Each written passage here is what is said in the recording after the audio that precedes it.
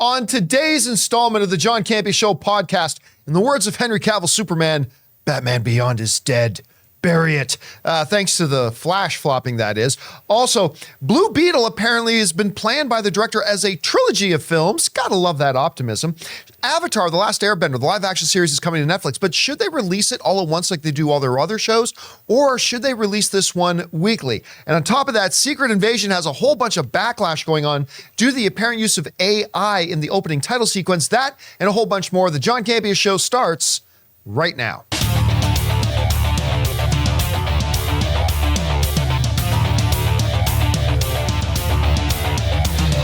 Well, greetings and salutations, everybody. Welcome to the best damn movie-related show on the planet Earth, the John Campea Show, coming from right here in our quaint little studio, brought to you in part by our friends at Mint Mobile.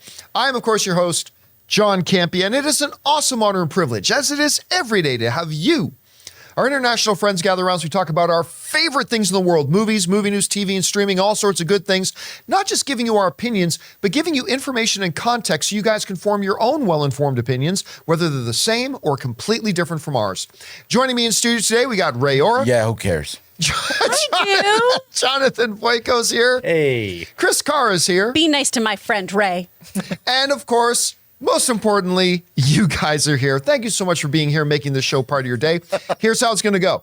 We're going to spend the first part of the show talking about those topics we already listed off. Then in the second part of the show, we're going to take questions from our YouTube channel members. If you're listening to this podcast and subscribe to our podcast feed, we also have a YouTube channel. We put up short videos every single day, but we also have some beloved supporters in the forums of our YouTube members, and we ask them every day to send in topics and questions for us to address. And we'll get to those right near the end of the show.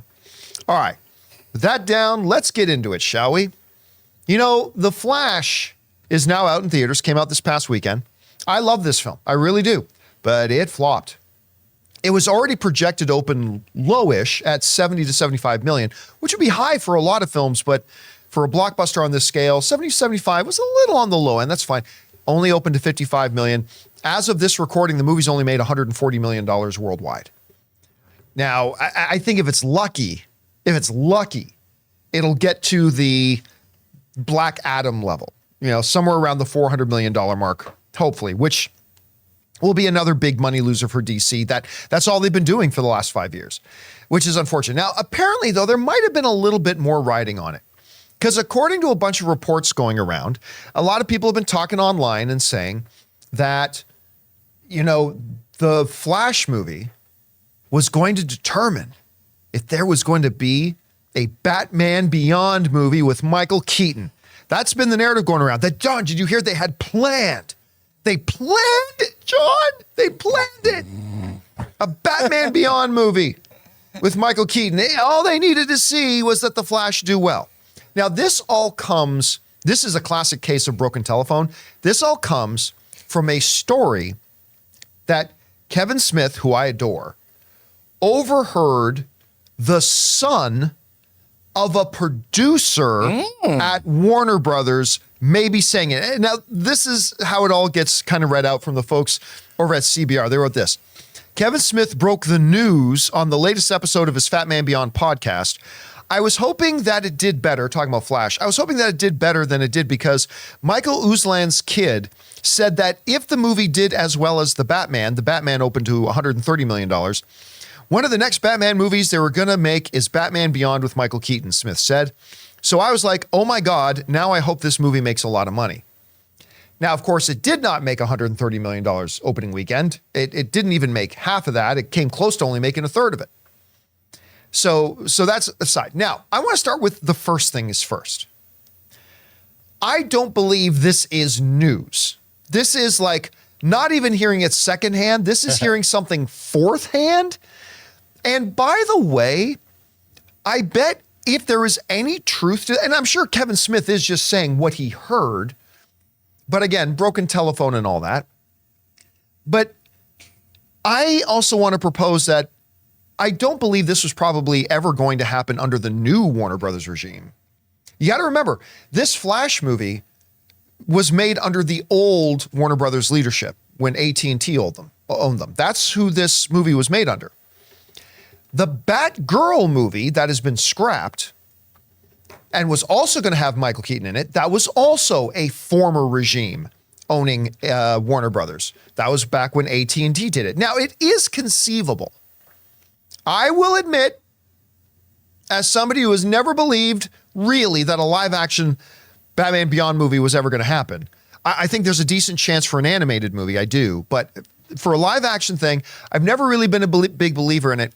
But even I will admit that it is possible when you look at Michael Keaton in Flash, Michael Keaton was going to be in the now defunct Batgirl film, that maybe at one point under AT&T, when they owned Warner Brothers, there may have been some discussions about building this up to doing a Batman Beyond movie with the older man, Michael Keaton, Bruce Wayne Batman, taking on now a new protege in the form of Scuttle McDirtybutt. What's his name again? Scuttle McDirtybutt. I know. What's the name of the kid who becomes Batman? Terry McGinnis? Terry McGinnis. Yes, also known as Scuttle McDirtybutt. Every time. The disrespect. I forgot his name for a quick second. I just made up a name on the top of my head. Scuttle goodness gracious. No disrespect intended. But none taken. Yeah, none. Just Scuttle McDirtybutt. I don't know. I just came up with something. So you gave him a Mick something then. It is possible that might have been the plan at one point. I highly doubt it was the plan of David Zaslav's Warner Brothers. But even if it were, and there's so many asterisks connected to the story, broken telephone, fourth-hand information, who owned the thing at the time, was it ever really serious? But on top of all that, the point kind of becomes moot because, number one, that Batgirl movie was just shelved, period. And now Flash, which they were hoping would make $130 million opening weekend, well, it made $55 million opening weekend and just barely has crossed $130 million worldwide as of right now. So that brings up the question again. Are we, say in the next 5 years, going to get a live action Batman Beyond? And the answer to that question, as I've said for the last 15 years, is no, we are not. Now, what in Hollywood terms, 5 years in kind of like dog years is actually like 100 years, right? In Hollywood, because things change so fast in Hollywood that once you go beyond 5 years, then you're talking about eventually, like, so maybe something happens in 7 years, maybe something happens in 10 years. That's so far out in Hollywood years, it's crazy. But I feel very, very secure in saying within the next 5 years, we will not have a live action Batman Beyond. Anyway, Chris, I know very, very few people in this world who are as heavily invested, as big of an advocate as the idea of a live action Batman Beyond film, nay, even a believer as you. How do you interpret this story and what do you think the chances are here of a live action Batman Beyond? Well, first of all, how dare people hang my hopes on the Flash movie succeeding? How dare they? Because I want a Batman Beyond movie so much. I do not think these two things are absolute correlations of one another, right? I don't think there's a direct causation here between how the Flash does and how we're going to get a Batman Beyond movie at some point in time. Because first of all, one of the things that everyone can agree on about this movie, whether or not you liked it or not, was that people really enjoyed Keaton in it. They loved seeing Keaton in it. They had a great time with it. And also, like you said, this is from the old regimen. This is all the old regime talking. The new folks here have their own plan they're going to implement. And I'm sure they were going to go, oh, if this movie was successful, we'll take some pieces from it. And I think they still might. I think we still might see Michael Keaton show up. I think we definitely will see Sasha Calle show up because people have really enjoyed them in this. But I don't think it's a direct line to Batman Beyond. Because right now, who the hell is Batman? Yeah. Truly, who is Batman in the DCU? We do not know. I'm Batman. Oh my God, it's you? Shit, Jonathan, you're directing yourself? That's If right. you listen to Damn, Jensen that's impressive. Ackles, he's Batman now. Oh my gosh, I'd take it. what? I'd love it. I think Blue Beetle is the actual movie that would correlate to Batman Beyond more than the Flash. Well, we definitely have a new futuristic city, too, that they've developed for that film. I So it mean, makes that would sense to make have that sense. Neo-Gotham kind of thing coming into play. But I don't think these things are super, super tied here. And I think eventually we are going to get a Batman Beyond movie, and Terry McGinnis is going to be amazing, and it's going to blow everybody's socks off. Yep. Freaking love this stuff. Okay, you got to put $10 on it. Are we getting a live action Batman movie in the next 5 years? The next 5 years, $10? Sure, why not? I can take $10. Really? I'll take 10. bet And you an actually announcement. think that, though? Can I change it to we'll get an announcement in 5 years? In 10 years. $10. In 10 years, we'll definitely have them. But yeah, I'll put $5 on it. I don't give a I'll shit. double bet with you. Oh no, I have to skip 2 Starbucks. I mean, Double listen, to your favor, who in the general movie-going audience has ever heard of Creature Commandos? Now, granted, that's going to be an animated television show. Or is it an animated movie? I can't remember. Animated series, but with the potential Right. for tying in for live action. Right, so that's a different level thing. Yeah. Not everybody has heard of Booster Gold, right? And that apparently is a part of James Gunn's plans. So while I don't believe we're going to get a live action Batman Beyond anytime in the next 5 years, I mean, you have to look at the other side of it. And the other side of it is, hey, if there's anybody in the comic book movie business that loves their little obscure characters, it's the guy who put Polka Dot Man in a big feature film and made him beloved amongst the fans who saw him. I do think So- you have an audience too for that. Like those fans of the 99 to 2001 animated series love that show. Yeah, and but I they think could people all would come fit in to this it. room. No, they couldn't. Oh, no. Look. There's so many of them. I think It would have to be an Elseworlds, though. But he said he was open to Elseworld. Is on the table, so I think it's really feasible. John, I already owe you lunch from this Flash Guardians Yes. bet. I'm going to up it to a Dinner? barbecue pork Uh-oh. ribs lunch. Yeah, but we're years away from finding out if that's going to Well, be it or then not. you better hope You're it. years away from eating. Okay, you're on. All right. I You're bet. on. 3 years that from in this 5 years, day. we'll get a live action Batman Beyond and a live action Miles Morales movie.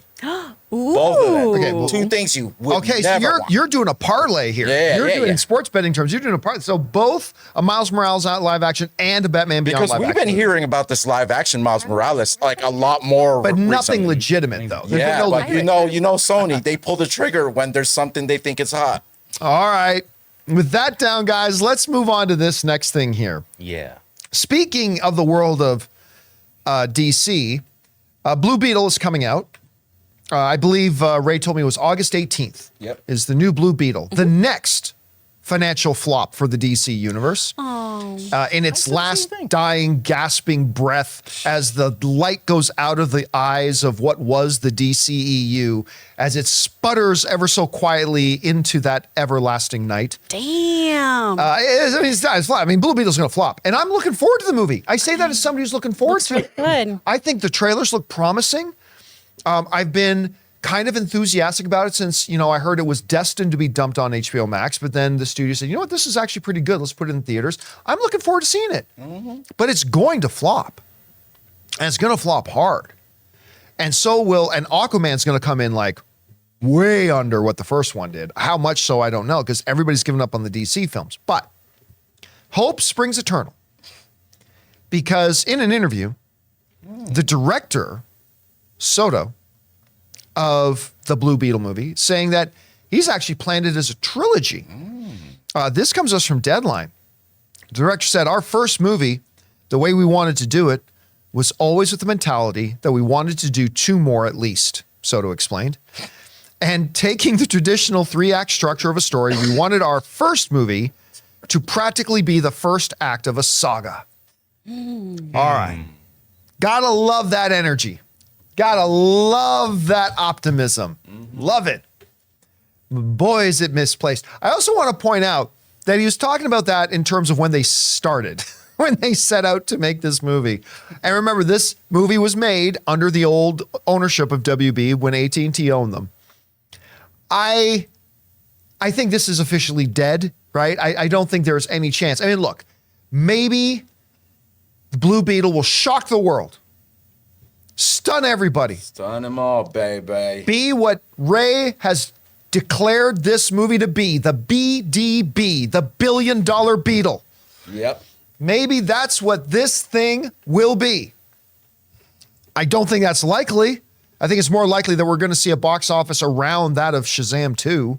Oof. And on Shots top of that, fired. James Gunn has already kind of said, look, Blue Beetle's kind of the first character of the DCU, which suggests that the Blue Beetle character will come over to the DCU. But he didn't say that the movie is part of the DCU, because he very specifically said when he was interviewed, James Gunn said, Blue Beetle is kind of the first character of the DCU, but Superman Legacy is the first movie of the DCU, which basically tells us that the events and the things that happen in this Blue Beetle movie will not carry over, let alone that of a trilogy.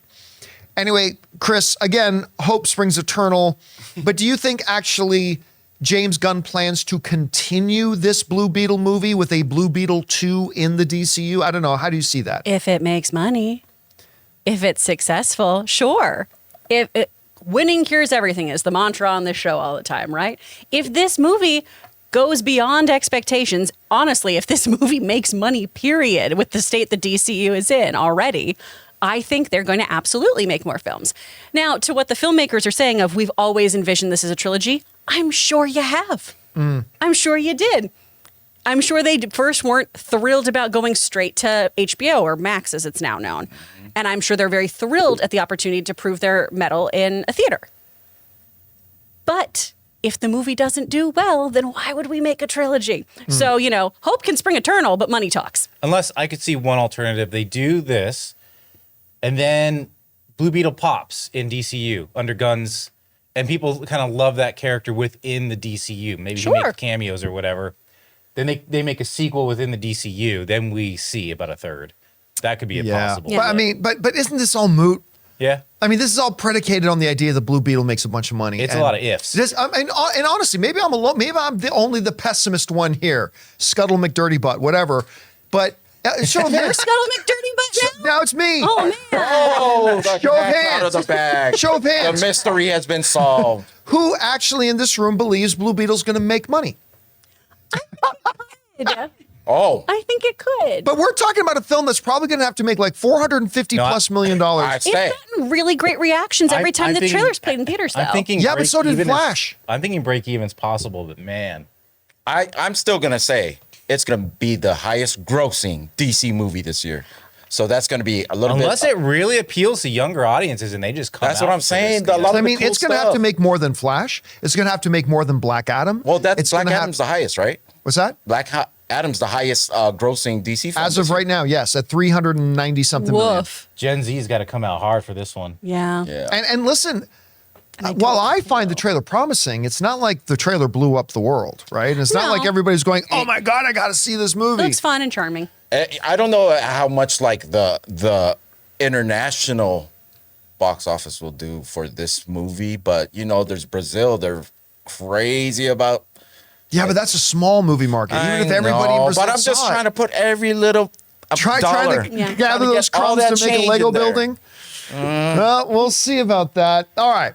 Guys, we still have a couple things to talk about. Should Avatar, when it drops on Netflix, come out as a weekly series or drop all at once? Also, Secret Invasions caused a bit of a backlash due to the fact that it used some AI in its opening title sequence, which I think is absolutely ridiculous. We'll talk about that too. But before we do, we're going to take a second to thank one of the sponsors of today's episode, our friends at Rocket Money. Guys, we want to thank a sponsor of this video, Rocket Money. The average person has around 12 paid subscriptions. Think about that. If you think you're only subscribed to a handful of services, you might want to double check. With Rocket Money, you can quickly identify and cancel all of your unwanted subscriptions. Rocket Money, formerly known as Truebill, is a personal finance app that finds and cancels your unwanted subscriptions, monitor your spending, and helps you lower your bills all in one place. Rocket Money will quickly and easily identify your subscriptions for you so you can stop paying for the ones you don't want and don't even use. Simply find the subscription you don't want and press cancel, and Rocket Money will cancel it for you. No more long hold times with customer service or tedious emailing back and forth. Rocket Money makes canceling subscriptions as easy as the click of a button. My wife Ann and I moved out of Burbank 2 years ago, and one of the first things I discovered when I loaded up Rocket Money was that I was still paying for a gym membership I haven't even been to in Burbank in 2 years. So stop throwing away your money. Cancel unwanted subscriptions and manage your expenses the easy way by going to rocketmoney.com/Campea. That's rocketmoney.com/Campea. rocketmoney.com/Campea. And thank you to our friends at Rocket Money for sponsoring this episode of the John Campea Show podcast. All right, guys, with that down, let's go into this here, shall we? We've been talking a little bit lately about the new live-action Netflix series, Avatar: The Last Airbender. I've actually got a lot of optimism for this because simply nobody does television series better, more consistently at high quality than Netflix, other than maybe HBO. HBO is probably the standard bearer, but right under them would be Netflix. They're terrible at making their original movies, but they make really good original series.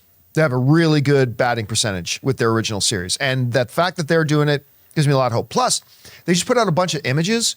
Our first look at the main characters, including Aang, it's Sokka, Katara. Katara. I mean, it's just, they didn't show any of the adults.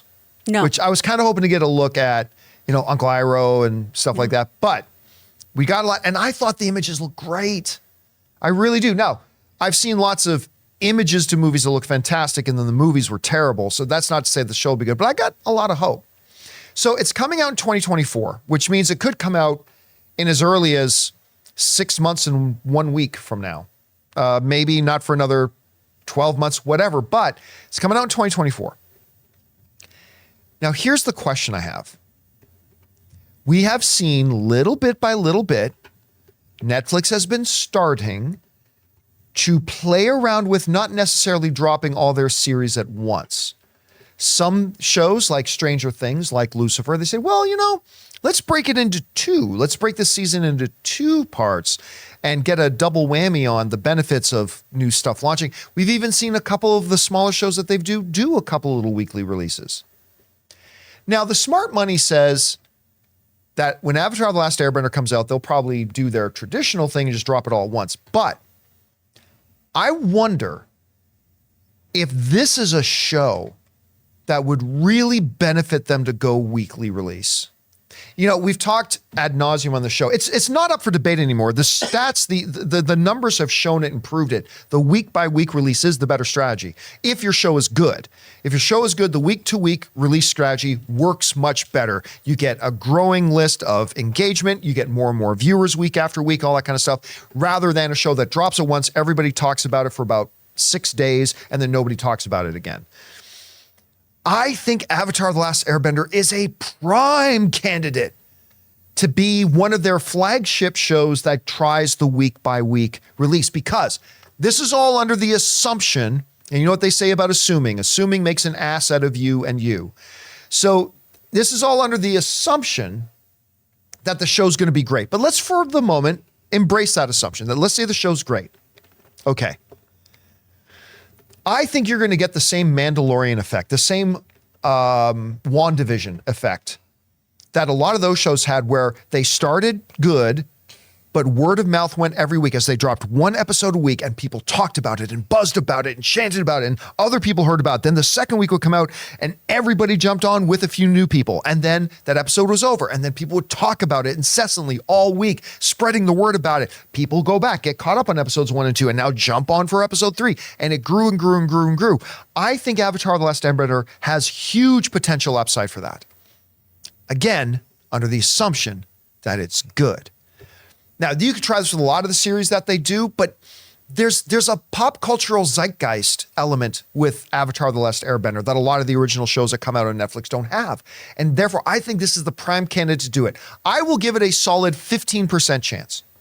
Again, like I said, the smart money says that Netflix will just do the stupid thing and they'll just drop it all at once and sacrifice 80% of the benefit they could get from the show. But I actually think there's a small but reasonable potential, 15%, that they may actually do this thing week to week, and I think that would be the best idea. Chris, you're looking forward to the show more than I am. Mm-hmm. Do you like the idea of maybe them doing the Netflix thing, drop the whole series at once? Do you think it would benefit them to go week to week? Do you think maybe the audience or the potential audience for an Avatar: The Last Airbender wouldn't necessarily be the right audience to do the week to week thing? I don't know. How are you feeling about this? I mean, as a rabid, selfish fan, I want it all dropped at once so I can binge all of it. But as somebody who really wants this show to be successful, get a second season, be really renowned and consumed by others, I think doing the week-to-week model is great. Or, in the animated series, that season 1 finale, right, the final chapter of book 1 is a 2-parter. So do the Stranger Things. Give me most of the season, and then when it's coming to this big epic showdown, then go, and we're going to give you the rest of those in about 3 weeks. So you get that buzz, so you get people talking about, so they catch up on those first, 10 episodes, and then watch the last 2. By the way, have we heard how many episodes season 1's going to be? I have no idea. I can't remember if they've announced it. Ray, maybe you can look that up. I don't. If they have, I don't know. There's decidedly, too, in Avatar: The Last Airbender, the animated series, there's quite a bit of filler that I think is very fun, and there's a lot of great character development that happens in those, but obviously they're going to whittle down for a live action series. I'm assuming we're going to stick to that kind of 12 episode format that so many shows are doing now. Netflix is also good about giving us typically enough episodes as opposed to episode eight. As I just say, they're good at doing this. How dare you, Netflix? How dare you make me have egg on my face like this? Rude. But unless they're like hour-long episodes, in which case I'll give it a pass. Then that's fair. That's fine. But yeah, I think you release, okay, then 6 episodes. If those last 2 are all that final showdown for, the Book of Water, then I think that's a great way to get people interested, because this is a way that they can get people to subscribe to the app. That's ultimately what they want to do. They don't want their current subscribers to be watching stuff. They want new subscribers in there so they can be making money. So you're not going to get that option if you're just dumping everything all at once. People maybe subscribe for a day and then leave if they want to, or you're just activating things with your own subscribers. So they need to entice new people to get on there. And again, this all gets foobarred if the show's not good. And there are a lot of people out there who already 100% have convinced themselves that the show will be bad simply because the original creators aren't involved with it. And what I say to that quite often is, well, you know what? The original creators of Batman weren't involved with The Dark Knight, and that turned out pretty okay. So, I mean, I don't know. We'll have to see. All right. With that down, guys, let's now move on to our Mint Mobile hotline question of the day. If you guys have a question for our show or one of our YouTube videos that we put up and you'd like to hear your voice, go ahead and call our Mint Mobile hotline number anytime 24/7 at 951-268-4259. And today's question has to do with the backlash over that Secret Invasion opening. Check it out. Hey guys, this is Dan from Queens, New York. I was just calling to ask, what are your guys' thoughts on the fact that they used AI to make the opening title sequence for Secret Invasion? Originally, I thought that it kind of fit well with the plot, but then I started seeing people's responses to it, and it kind of makes sense. It's kind of, I guess you could say, insensitive to use that right now when a lot of writers are fighting for equal rights, especially the Actors Guild as well, for equal rights against AI usage. So I was wondering what you guys thought about this and the controversy around it. Thanks. All right. Thanks a lot for calling that in, Dan. I got to say, I heard about the backlash and the controversy going on around AI. Can I just say, I think it's one of the dumbest things I've ever heard. And this isn't Dan's fault. Dan's just telling you, hey guys, there is this controversy that all these people are complaining about. What do you think? I think it's completely ridiculous. Because, in talking about, it's insensitive. Because Dan's right. I've seen those comments. People saying it's insensitive with AI being an issue right now with the actors and with the writers. I'm like, this is the opening credits. I feel like Allen Iverson going, practice? I feel like him going like opening credits?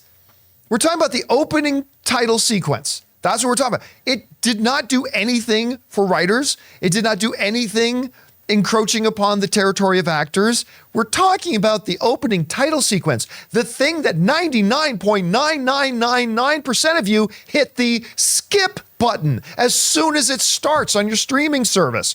Nobody cares about the opening title sequence. Who gives a crap? That was my first thought. Now, that was before I went on and started, reading more into the issue, and it becomes even more stupid. First of all, there was complaints started coming out when one of the directors of the series mentioned that they used AI in the opening title sequence. First of all, movie fans do what we do. And listen, we've all been guilty of this, me included, you included, everybody's been guilty of this. But they hear one little sound bite, director saying, oh, we used AI in the opening title sequence. And on that, it became, did you hear that they just typed in create opening sequence for Secret Invasion and just let an AI create it? Which is not what the director said. But there was also this complaint but by using AI, you're taking away jobs. You're taking away jobs by using AI. It's crappy as it is right now. Using AI in the opening title sequence. But, I remember the same argument being made. I used to own a web design company back in the day. And I remember when there's an Adobe product called Dreamweaver. There was a popular one at the time called Net Objects Fusion. And some programs started to come out that allowed people to make their own websites, right? And I still remember the time. You're taking away the jobs of web developers and you're taking away the jobs of this. It's like, well, but you got to give people technology advances. I remember when I saw this, when Photoshop introduced this thing called, what's it called again, Ray? Autofill, the background. Oh, right? Yeah. There's this AI feature in Photoshop where you can say, hey, I want to, block out that car and make it look just like the rest of the road. You can just draw a box over it and hit this AI feature called autofill, and it'll just fill over the car and make it look like it's just a road that's there, right? Some people say, well, that's stuff that a lot of people, we used to go on to Fiverr and hire artists to do personally and whatever, but now you get to do it yourself. But here's the thing. The reality is it was all blown out over nothing. This comes to us from the Hollywood Reporter, and they report this. Now, Method Studio, the studio that made the opening sequence, wants to clarify those reports surrounding how AI was used in the animated open made by its design division. AI is just one tool among the array of tools that sets that our artists used. No artists' jobs were being replaced by incorporating these new tools. Instead, they complemented and assisted with our creative teams, reads a statement from Method to the Hollywood Reporter. Again, like I said, most thumbnails you look at today on YouTube probably implemented one or two, a couple of AI elements that are used. And so at the end of the day, all this hubbub over and this backlash over the opening sequence of Secret Invasion. First of all, it's an opening title sequence, so who cares? You never even watch it. You hit skip like everybody else does. But on top of that, the studio is saying, yes, AI was used, but it was just used like a tool that we use in our creative process. Nothing to see here, nothing to talk about here. Anyway, Chris, you read this, you saw, the people jumping up and down on this thing. We now hear from the studio themselves. I don't know. What did you make of this whole thing? It is something that does give me pause, right? Because I know the director and executive producer in an interview with Polygon 2 was talking about how using AI as a tool they thought was reflective of a lot of the themes in the series. And they did want to have this idea of who created this? Who did this? Why is it like this? Why does it not quite seem right? Why is there an uncanniness to it? And I can understand that because the big thing with AI in any art form, if you're using AI instead of an actual artist, is it's going to lack human perspective. It just can't have that right now. They're not sentient yet. Oh, God. That we know of. Yeah, so far. And this is why you thank Siri and Alexa, so they keep you as a pet. But that being said, the optics of this were just not great given the time period, right? So you get that soundbite of AI was used to create this. One of the things that the WGA is fighting, that the SAG-AFTRA Guild is fighting, is the use of AI to take our jobs. And while right now, this didn't take the place of artists, this was utilized by Method with artists utilizing it as a tool. It is something where AI takes usually art from others. In this case, they seem to have created their own assets and given AI that. is really just a great plagiarizer. Yeah, exactly. Yeah. So there's that issue. And then it's always artists who start with the creation of AI, though, right? So these things for artists are taking art, taking images that are out already in the ether. So it is plagiarizing other artists to an extent, right? When it comes to my own lane, right? When it comes to voice acting, those AI voices that we've started kind of fearing, those were, $5,000 jobs that some voice actor took going, oh, I get paid today. And now their voice is being used as AI forever. So these things are always learning from artists and eventually will potentially take somebody's job. So I think that's the slippery slope that's scary here. I do think it has been blown out of proportion. Do I like the use of it in general, though? Again, it just makes me feel really, really uneasy. And I think given the current climate when it comes to using AI, maybe not the best move, especially for Marvel, somebody who has, a company that's built their whole thing is off of artists, on the back of artists, off of, people putting pen to paper and creating something themselves. It just feels like an ick move. And I know that's not eloquent, but I don't know how else to describe it other than this just makes me feel a little gross. I get why they did it, but it still is just bleh. Yeah, I would say this, as somebody who used to work in the visual effects industry, I mean, the same argument could be made about CGI. Sure. Right? Because it used to be, if you wanted to animate Mickey Mouse walking from here to here, you would have an artist literally draw 24 cells per second, and and there's Mickey Mouse walking, and you get all those images that an artist would have to make. Well, today in CGI, you can just say, hey, the ball, you tell a computer program now, whether it's Maya or some other 3D animation program, you say the ball starts here. By frame 126, I want the ball here and to be this close to the screen.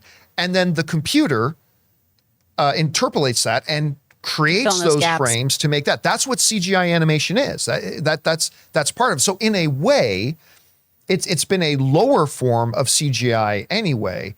And so it's often artists that are the ones at the forefront of driving this technology to be able to get a computer to do what the artist envisions.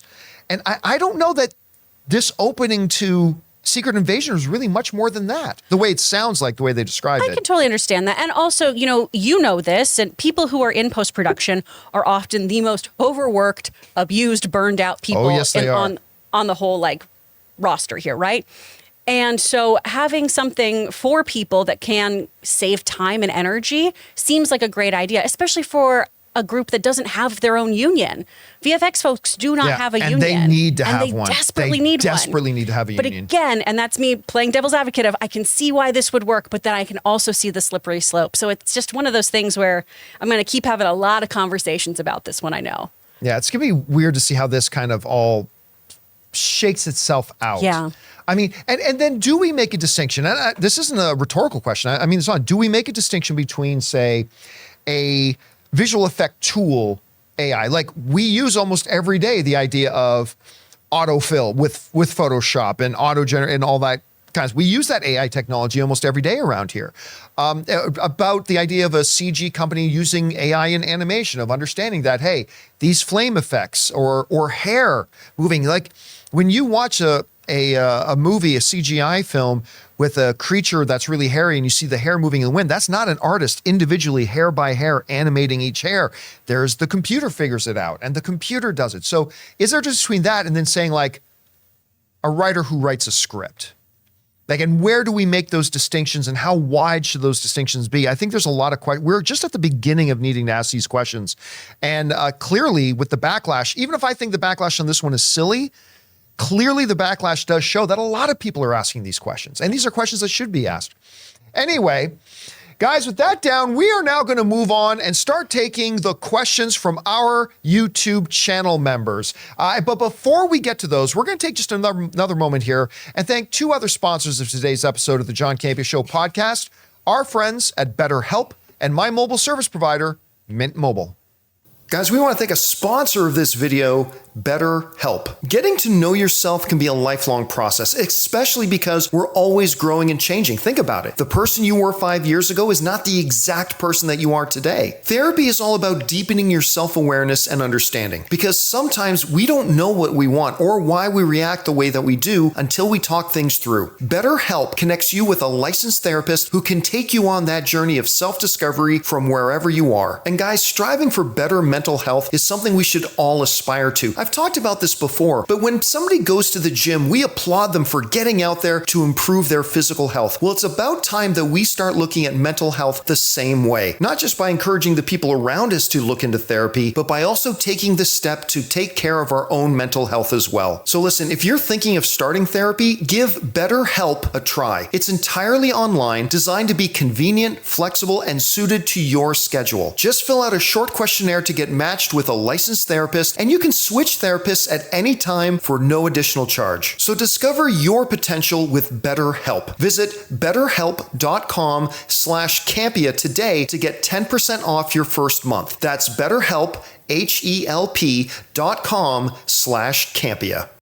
We want to thank a sponsor of this video, Mint Mobile. From the gas pump to the grocery store, your utility bills and favorite streaming services, inflation is everywhere. Seriously, make it stop. Thankfully, there's one company out there that's giving you a much needed break. It's Mint Mobile. As the first company to sell premium wireless service online only, Mint Mobile lets you order from home and save a ton with phone plans starting at just $15 a month. You guys know that ever since I switched to Mint Mobile, I've been saving almost 70% a month over my old phone plan. For people looking for extra savings this year, Mint Mobile offers premium wireless for just $15 a month. By going online only and eliminating the traditional cost of retail, Mint Mobile passes the significant savings on to you. All of their plans come with unlimited talk and text plus high-speed data delivered on the nation's largest 5G network. Use your own phone with any Mint Mobile plan and keep your same phone number along with all your existing contacts. Switch to Mint Mobile and get premium wireless service starting at just $15 a month. To get your new wireless plan for just $15 a month and get the plan shipped to your door for free, go to mintmobile.com/Campea. That's mintmobile.com/Campea. Cut your wireless bill to $15 a month at mintmobile.com/Campea. And thank you to our friends at BetterHelp and, of course, my mobile service provider, Mint Mobile, for sponsoring this episode of the John Campea Show podcast. All right, guys, with that down, let's get over to our channel members' questions. Chris, what are we starting off with? We are starting with Dr. Stinky. Hey, John and crew. I hope Superman Legacy has a light blue costume with red underpants. Henry Cavill's design never sat well with me. I know you don't like X-actor, X-role, but I think Diego Boneta would be a great Superman. Anyway, bring on the filthy. I think one of the greatest days in the history of Superman was the deletion of the red underwear. You didn't like the underoos? I've never liked the underoos. Fair. Even as a kid, I always thought they looked odd. It's very Quail Man. It's just so now look, there are many different things you could be talking about Henry Cavill's suit, whether the fact that it had texture, which was, of course, very different from Christopher Reeve's, which is just flat spandex type of material.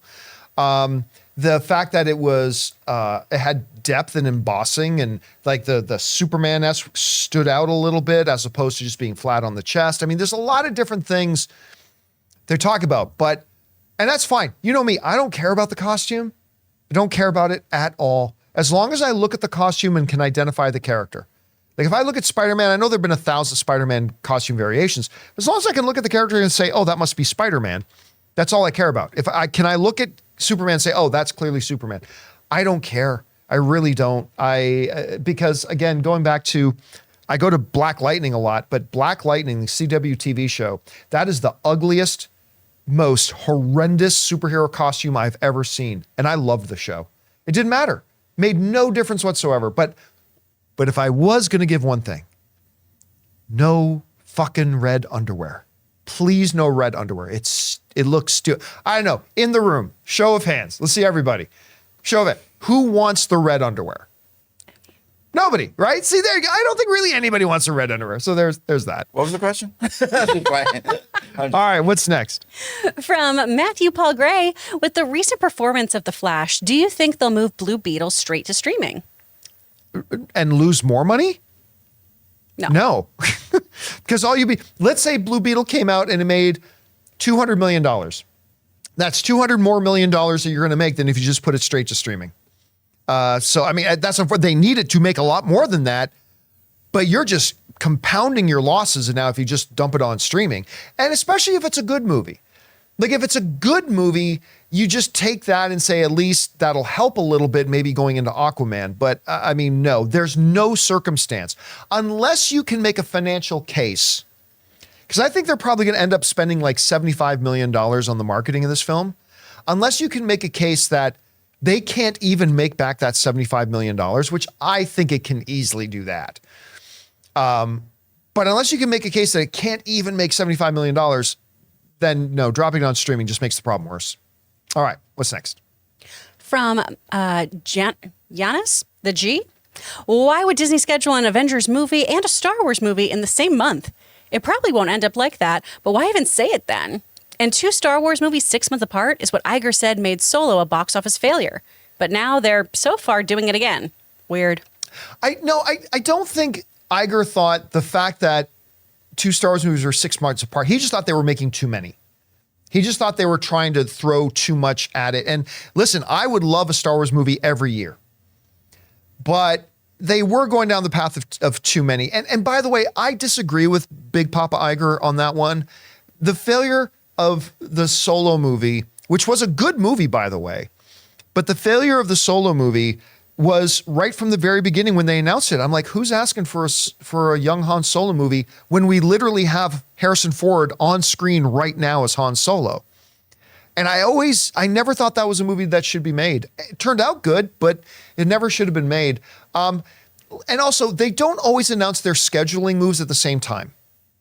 Right? They may announce this moved, and that might apparently put it in conflict with something else, but they probably already have it planned that they're going to be announcing moves of those ones too. So they probably know exactly what they're doing there. All right, what's next? From Rihanna Gordon, I know I'm in the minority, but I believe that Netflix's Avatar, The Last Airbender, will be their next massive hit original series like Stranger Things, Wednesday, or The Crown. I'm cautiously optimistic for this adaptation. I don't think you're in as big of a minority as you think. Yeah, I'm with you. I mean, obviously you're going to get your complainers, because every once in a while, all of us, it's like jury duty. All of us have to take a turn being amongst the complainers. So there will be the complainers about it saying, oh, this is going to be suck. They shouldn't be touching the animated series. Oh, if it doesn't have the original creators involved, then it can't possibly. Yeah, you're going to get some of that. But I think there are a lot of people very excited for this. Listen, before the Tadum event, we got a lot of messages from our viewers saying, guys, the first look at Avatar is coming up. Like, there are some really legitimately excited people. I'm one of them. So, I mean, like, Chris, let's assume that the show's good. Let's not say the greatest show ever made, but let's say the show's really solid, just good. Do you think people are going to catch on to this and jump on board, or do you think it's going to be crickets? Hell yeah, I do. It has all the makings of a great show. There's so much wonderful story here. The characters are so easy to connect to. This has a wonderful extended universe that you can do so much with, and you can kind of choose how much you want to know as the viewer here too. It's kind of like, to me, how you get to read those Star Wars novels and have that extra information. Right. And so every now and then I'm like, oh, wait, that's somebody who exists. Oh, that's really cool, John. Thanks for that backstory. You kind of can decide how much of this universe you want to know. So I think Netflix, if this is done well, can have a huge hit on their hands that people really want to sink their teeth into. I'm going to put you on the spot. I hope you know the answer to this question. Oh, shit. My actual favorite character in Avatar is one whose name I forget. It's the blind earthbender. Toph? Toph. Beifong. She's my favorite character. She's amazing. She was even the one thing I liked best in Legend of Korra. Legend of Korra. Well, because that was handled so well. Yeah. Where, of course, this is how Toph would be as a person and parent and everything. Like 50 years later, or however long old she was to that. I love Toph. She's so Toph cool. Beifong is incredible. See, that's what I was trying to think of the other day, Ray. Remember you asking what would be the most powerful, and you thought maybe Earth? And I'm like, actually, an Earthbender is one of the best characters. I couldn't remember her name. Toph. Yeah. Toph. That's her name. Beifong. She's great. Oh, you're going to love her, Ray. Especially Why? once you get to the Ember Island Players Why? episode. She's super funny. She's a tough kid. And you usually like those kind of like spunky, tough, but like playful characters and stuff too. She's got some Nova energy in there. You're going to love Toph. Yeah. She's great. All right, what's next? From Joey Hawkins, 1994. Marvel seems to have made a mistake with their marketing of the Marvels so far, given it takes place after Secret Invasion. You know what I mean? We don't know when it takes place. No. I mean, we have received no official word. I mean, generally speaking, Marvel puts things out in the order in which they happen. And so, but I don't know why this is a problem. Also, what's the release date for the Marvels? November. Is it That's November? in November. Okay. Yeah. Hold on. Go ahead. Because that movie's still like 5 months away. Is it just November because 10. Nick Fury exists in both of these things? Because also, there's this cool thing called Skrulls. Either way. So no matter what happens to Nick Fury in Secret Invasion, or if there is a different timeline here too, do we know if that's Nick Fury? Well, that's a good question. But okay, I haven't read all of like I see what you're saying, Secret because in the Marvels trailer, we see Nick Fury on a space station. Yeah. In the first episode of Secret Invasion, Nick Fury has left the space station. He can always go back. He can. No, he can't. Always It's a one-way go back. trip. So I don't know if Shuttles it's been only a go problem down. at all. So I think everything. And again, Marvels is still 5 months away. I don't think they're really even going to start really ramping up that marketing campaign for another month. Yeah. At least. So it's still a ways off. All right. What's next? From Ian Barth. Hey, crew. Chris, how could the potential of an actor strike affect casting? For example, John was suggesting that we might hear a Superman or Batman announcement at San Diego Comic-Con, but if they've not been cast yet and the actors strike, would they still be able to be cast? Anything else of that nature that the strike may affect that they're not thinking about? Oh, yeah, it would absolutely affect casting because none of us would be working with anyone who's associated with the AMPTP. So that would be all major studios. Actors, much like writers right now, could go off and do some indie films and things like that as long as they are not connected to studios that work with the AMPTP. So casting could announce all kinds of stuff, right? Hey, and we have this person being Superman, hopefully when production begins But again. they can't do any casting. But they can't do anything. Yeah, once the So- writer strike, actors can't go in and participate in casting. Exactly. Oh, and I meant to tell you too, you had asked this the other day if anyone had talked to the WGA again. So the AMPTP is only negotiating with one union at a time.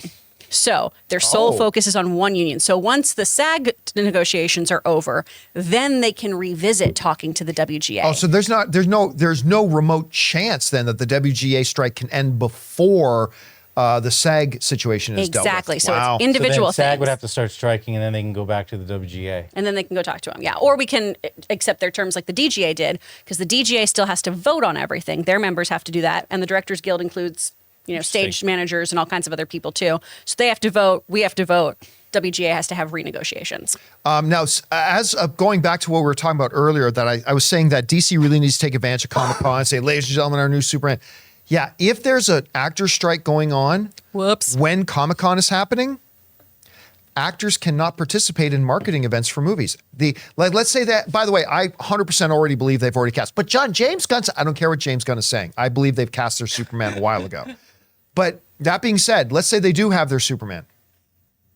That actor, if there's a writer strike or an actor strike going on at the time, whoever that Superman is can't attend San Diego Comic-Con. I mean, they could attend Comic-Con and do an autograph booth for their own thing, Yeah. but they can't do any promotional work for the studio. For a studio. So you're going to see, I mean, this is going to be a big problem potentially because already right now, if the writer strike is still going on, that means for all the people who go there for their favorite television shows, no showrunners are going to be on any panels.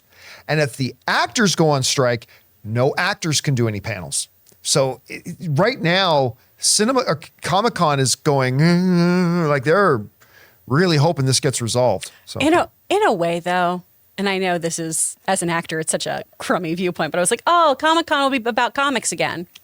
That'd be kind of neat. yeah, and it can go from 190,000 people back down to 40,000 people. Which was kind of great, though. In some ways, yeah. Actually, man. one of the reasons Anne doesn't like going to Comic-Con as much now is because it's too much walking around like this. Yeah, I'm You're so constantly claustrophobic. You're I constantly can't. moving out of everyone's way, so you're Yep. just trying to look at something, and you're like, okay, can I just look? Yeah, I usually stay around the convention center, and then I finally go on the shopping floor and everything. Usually on Sunday, or That's when what I I was know gonna there's say. really big panels happening. Two times, the preview night, Yep. and then but you can't buy anything. But No. at least preview night, and then you go Sunday. Yeah. when it's empty. But that's the problem. Sundays aren't empty anymore. Yeah, that's what we did. They last used to be. Yeah, last year, and me and Ray just Yeah, drove one down day for or their Sunday. I don't go year. Did a anymore. one dayer. I stopped And going. we did a one day just to go down there. It's like the last day, and the floor was packed. I like I'm stuff actually- like the Long Beach Comic Con because that's more of a comic Yeah. swap, and I'm more of a collector of comics. I so like the Long Beach Long Comic Beach Con. is It's good. pretty cool. WonderCon's gotten pretty big now too. It has. It Yeah. used to be the redheaded stepchild that you could just always Yeah. get into, It was so and now fun. it's like no, that's And Comikaze, which is now the LA. LA Comic Con, Yes. that's also been getting pretty big. Yeah, you still And have I want to that, go to but- Brazil. I want to go to that Brazilian one. Because what's it called again? CDXC or CCCX or something like that. that. Caipirinhas the whole time. I want to go to that. Everybody tells me that's just, and I've always wanted just to go to Brazil. So Yeah. we should check that out. All right, what's next? All right. From Simon, have you watched Asteroid City yet? If so, what's your thoughts on the movie? I haven't yet, but I haven't want seen to. it. I actually don't have any interest in watching the movie. I thought the trailer was dull as fuck. And I like Wes Anderson. I mean, give me Royal Tenenbaums all day, but nothing about that movie looked remotely appealing to me. I thought it was a horrible trailer. That if it didn't have the name Wes Anderson on it, I think everybody would agree that was a shitty trailer. But Wes Anderson's name's on it, so it's brilliant. And I just don't look at it that way. I just saw a really dull, non-interesting in any way, shape, or form trailer, and I just didn't have any. So again, I'm not shit talking the movie because I haven't seen the movie. I can't say the movie's bad. I'm just saying the trailer was horrible and killed any potential interest I had in watching it. So I haven't seen it and I don't plan on watching it. Did Vinny, you guys watch it? I want to see it, but I do haven't seen it yet. still want I want to go see it. Taylor Gonzalez and his boyfriend went and saw it, and David loves Wes Anderson. He was like, Chris, it's no. Not the finest Wes Yeah, Anderson? which bummed me out a lot because I really like Wes So Anderson. I love it. Yeah. All right, what's next? From Dork of the Ninjas. Hey, crew. What is your favorite sports-based movie? I honestly have big affection for Remember the Titans with Denzel. It's a great movie. Yeah, that's a great. That is good one. great. I rewatched that last year. It's a wonderful, wonderful film. For me, there are a couple. Obviously, there's Best of the Best with Eric Roberts and James Earl Jones. I love Best of the Best. It honestly might be Mystery Alaska with Russell Crowe about the town That's that's a great movie. a hockey town. Because I'm a hockey guy, so that is amazing. I'm going to say Mystery Alaska is my favorite one. Yeah. What about you guys? I'd say since it's not, I know Field of Dreams technically isn't a baseball movie. I get the argument. It but he kind of said- is, though. But he said sports based. Yeah. And it is sports based, so I'm going Field of Dreams. I think that qualifies. Cool Runnings. I like the first Creed. Cool Runnings is great. Cool Runnings is great. A lot of great boxing movies. Yeah, the first Creed now has taken over. If you count sailing as a sport, Wind, it's a great movie. Oh yeah, well the race, Yeah. the racing, Yeah. yeah. Okay, what's next? From Adrenaline Night 3395. Nice. Secret Invasion was good. I don't think anyone was a scroll the whole time. It's going to be hard to say because, the whole show starts off with Ross. And by the way, just going to give you a warning, because Secret Invasion is a TV show, we give spoiler protection for like 1 day. After that, it's, you obviously aren't that interested in watching. That's the first question I had. It's like, okay, so how long has Ross been a Skrull? That's the question. Because I think when they did the original run in the comic books, it turns out those people had been Skrulls for a very long time. Yes. I don't know if they're saying this Ross just became a Skrull or if the Ross we've seen the whole MCU has been a Skrull the whole time. I mean, I just don't know, but there's a lot of those questions have to be answered. If he was a Skrull the whole time, he did a really great job of being so impressed with all of the Wakandan technology of like a spaceship. What? Yeah, that's That's true. neat. That's true. And you would think maybe that Shuri performing open spinal surgery on Ross might have been able to detect Yeah. that maybe the physiology is a little bit different. So I I feel don't like know. that has to be a newer development. So maybe that's a newer thing that happened. All right, what's next? From CJ Rebirth, Chris, what are your thoughts on the voice acting in How to Train Your Dragon movies? Because growing up, I knew Jay Baruchel did Hiccup, but I had no idea America Ferrera was Astrid and that Russell Crowe was the dad. No, Russell Russell Crowe Crowe is is not not the the dad. dad. No, It's Gerard Butler. was the dad. Yeah. There's a reason you never knew Russell Crowe was the Yeah. dad. Because he was not. Gerard Butler, another person who'd be a great Kraven the Hunter's dad. I think they do a great job in those movies. It's also why the whole How to Train Your Dragon uproar about the casting for Astrid was so weird to me was America Ferrera is Astrid. Yeah, a Latina actress did Yeah, the voice where of the have voice you of the all character. been? In case you didn't know, Not that I want people to be mad at America Ferrera either, but Yeah. guys, it's been like this for quite a while. I think they do an excellent job. Jay in particular, just his whole thing too is playing these kind of sheepish, neppish kind of characters, and I think he does that so beautifully in this. DreamWorks does an amazing job too, I think, with their talent of really giving them great direction in a way that maybe sometimes other studios are a little scared to do with some A-list on-camera talent, but I think they do a really good job of pushing their actors to really work the medium to its full extent. So I think they did a great job. you know it's an underrated movie. What? Jay Baruchel had a little comedy. Ray, you might want to look this up for me. Yeah, I think I he know. had his own romantic comedy, and that he was the lead in like 10 years ago, and I think it's Out of Your. She's Out of Your League? She's out. Is that Or the name Out of the- My League? Out of My League. She's out of your league. Whatever it was, but that was actually a nice little romantic. Wasn't that the one comedy. where they worked at the airport? Like they were airport employees? I can't remember if they were airport employees, but I know there are scenes in an airport. It's been many years since I saw it, but I just remember really The liking it. gal who was the blonde doctor in the second Star Trek.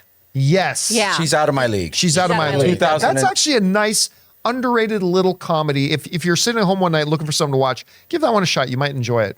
All right, what's next? From Cash 5377. Hi, John and crew. I saw that Jennifer Lawrence movie coming out this weekend is only expected to bring in about 12 million for its opening. I know comedies don't usually open to big box office numbers, but I think that's too low for an estimate. What do you guys think? They have not marketed this film. No. Like I have not. Fortunately, when I saw the trailer for it for the first time, I saw the Red Band trailer for it. I thought it was hilarious. But to be honest, I forgot the movie was opening this weekend until a few days ago because the marketing has been pretty much non-existent. This is going to be a movie that if it makes any money, is going to have to do so with word of mouth. Now, we had a couple of our viewers call in yesterday because there was some early fan screenings, and the viewers who wrote in the other day were saying they really liked it. So that's great. Ray and I are actually going this afternoon to go watch the movie. So I'm very excited to see this thing. I hope it's good, but I don't expect its opening weekend to be very big. I have friends who work in production, who work in distribution, who went, "Oh, what's that?" when I asked if they wanted to see it this weekend. So there's your 12 million. Yeah. Because I'm seeing it, I think, Friday or Saturday. 'Cause tonight I opted to get tickets for Lonely Castle in the Mirror. It's a anime that's only showing like 2 nights at Regal. All right, what's next? I don't think you have to say the numbers. It's generating numbers for everybody. Oh, okay, thanks. Hi, John. This is from Dad Jokes. I think you are sleeping on an important composer for the number 2 spot. James Horner, in my opinion, has Did the I not second mention best James scores. Horner? I think you did. Yeah, anyway, okay. When you're going through the list of them, you didn't. But So- it does. I mean, Okay, you can't well, I name should everybody. have mentioned Horner, yeah. Examples are Braveheart, Avatar, Titanic, Willow, Aliens, Cocoon, Legends of the Fall, Field of Dreams, Apollo 13, Glory, Star Trek 2 and 3, Land Before Time, yes, and on and on. Yep. Frickin' love Land Before Time. Absolutely fantastic. Now, here's the problem. When comparing it to John Williams. Bring up his question again there, Jonathan, if you don't mind. Let me scroll up. Okay, so who can hum for me right now the main theme in Alien?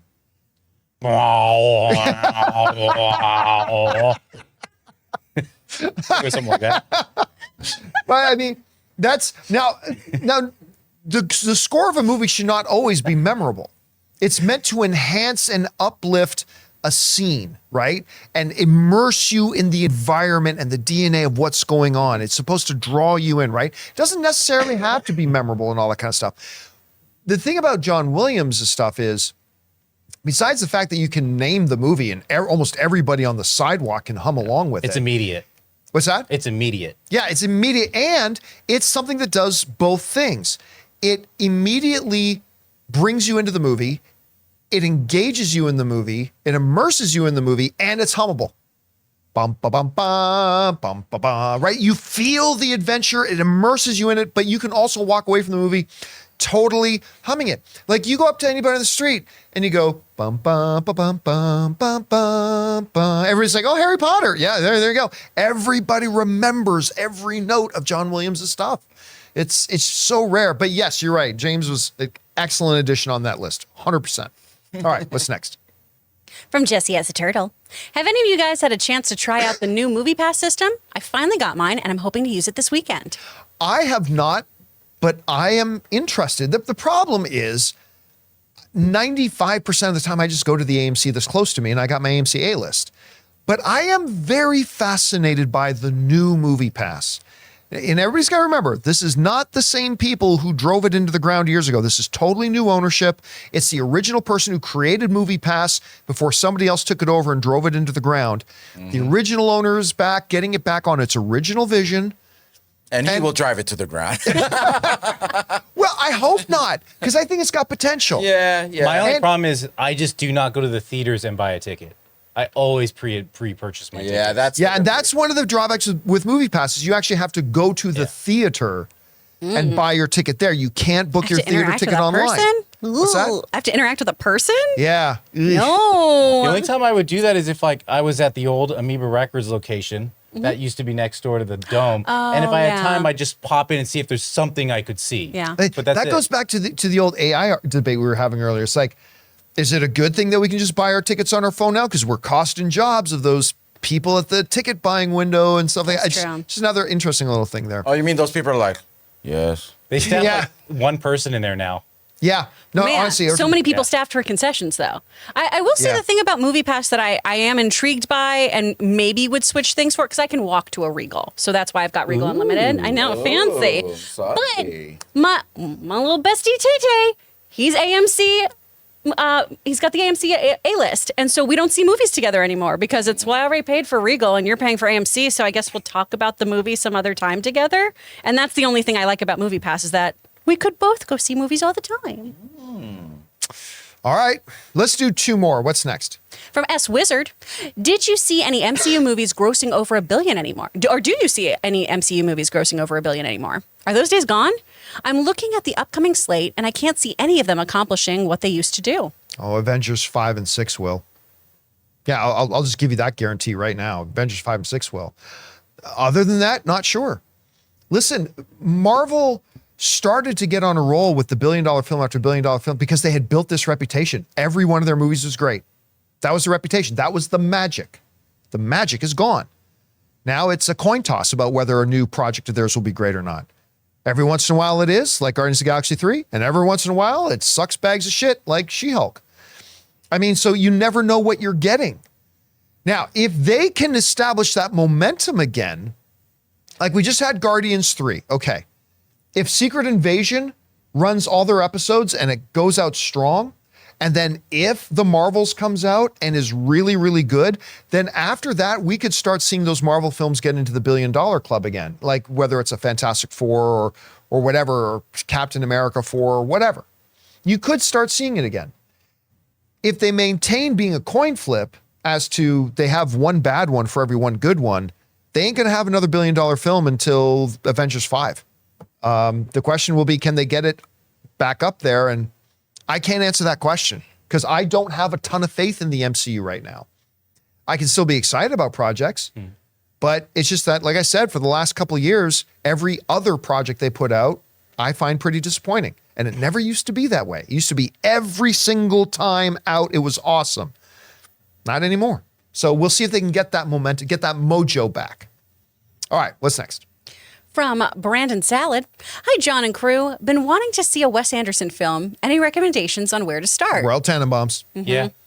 Life Aquatic. Life Aquatic and is Royal great. Tenenbaums, you get really the essence, I would say, but Yeah. it's not overly Wes Anderson. Yeah. The Hotel. Yeah, and then if you graduate from there, Grand Budapest. Grand And Budapest. look, if you like Grand Budapest and you like Wes Anderson. Yeah. Yeah.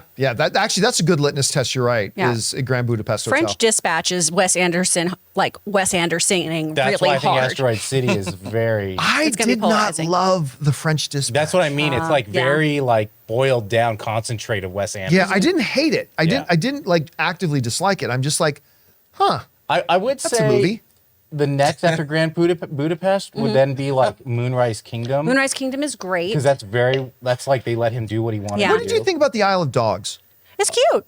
Yeah, I liked it. I like Fantastic I bet Mr. Fantastic Fox Mr. Fox more. is better. Yeah, yes. As animated. Yeah. For his animated. Oh my Darjeeling God, I Express. feel My like... favorite is Darjeeling, but it's Yeah. not like most of his No. films. Ray has not seen a single one of these. Am I in some indie record store right now? Yeah. And I mean, if you just want to do entry level, where the studio still had some oversight on him, so it's not so Western, I would say Bottle I was Rocket. gonna say Rocket. Bottle Rocket's the only one that fits Yeah. that category. Yeah, and Blue Beetle too. Owen Yeah, Blue Wilson. Beetle. Was Luke in that one too? Yes. Okay, yeah. Yeah. All right, last question of the day. What's Oh, next? okay. From Norrell Starrett. Hey, Campea crew, which wrestler turned movie star has been your favorite to watch so far? Mine was The Rock when he first started, but now I've been enjoying Dave Bautista and John Cena's work. Thanks, guys, and have a great day. Dave Bautista has a load of potential. He's been getting better and better and better. Yeah. John Cena has come a long way.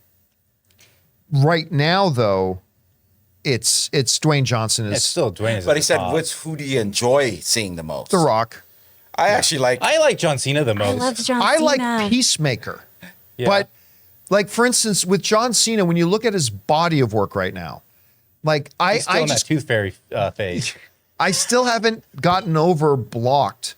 You know, that was his opportunity to be the lead in a movie, and it's a movie that had potential. And that was the one that's like, yeah, John Cena's not quite ready for prime time.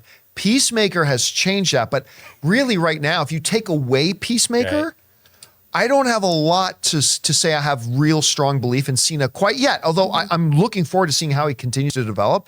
But like when you look at Dwayne Johnson between movies like Snitch, which I think he gives a wonderful performance in Snitch, Faster, I thought he was just incredible in that. The Rundown. I mean, now you're going into early Dwayne Johnson, the style. Come on, that was like his first big one. But that's not like thespian acting. yeah, but he has done some things that he's actually been pretty good in. Yeah. I think I'd be most excited to see Dave Bautista in like a non-action role. Yeah.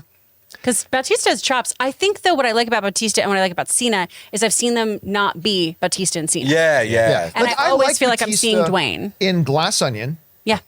but he did that one with Kumail Nanjiani. Oh yeah, that. Stuber.